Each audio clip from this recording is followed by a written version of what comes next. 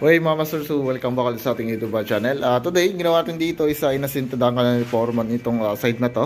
So may terrace natin. So bali isang patong na lang. And then dito, so nag-flooring tayo kanina. So ni-flooringan na natin yan. Para maganda na siyang tingnan. Yung ating ano rito sa may terrace. Okay. So ito mga master. So yung CR natin, kita ko sa inyo. So ito yung CR natin mga master. Ayan. So yung ating bowl, tapos yung paliguan natin, at dito yung ating laundry. Ayan, so may mga abang tayo rito. So ito yung ating sa supply ng outlet para sa washing machine, tsaka ito yung supply ng ating shower heater natin. Okay. So yun, bali tayo, so taas tayo. So dito naman sa taas mga master, bali ayan. Yun, so pa rin tayo, nagpapaltada pa rin tayo rito sa may harapan. Bali may groove, yan. So nakakalahati na tayo. So diretso kanto na yan. Yan mga master. So tipeldahan kanina. So yan, bali wala tayong semento. So bali ang gagawin natin bukas ay puro masilya na lang muna tayo. Gagawin natin bukas. Then natin sa loob, so ito yung pinaldahan ng isang maso natin. Are, ayan. So pinatadahan So bali bukas isa lalagyan natin skim coat yan mga master. Okay.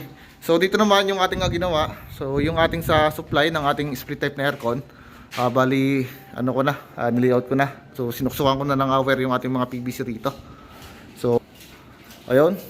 Bali yung supply ng aircon dito, doon bumaba sa likod yung sa isolator switch natin. And then yung supply ng sa aircon natin dito. So ito nga PVC naman. Ayan. So pinadaan ko lang siya rito sa gilid. Ayan. So diyan sa pinapunta sa gilid, and then yung isolator switch niya dito sa labas. So yung mga isolator switch natin mga master, isa na ikabit ko na. Ayan. Isa,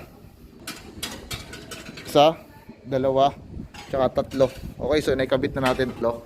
And then mga master sa taas, so okay na rin. Bali mayroon na rin tayong wiring dito. Nag-wire pulling na tayo. Ayan. So ito yung switch nya.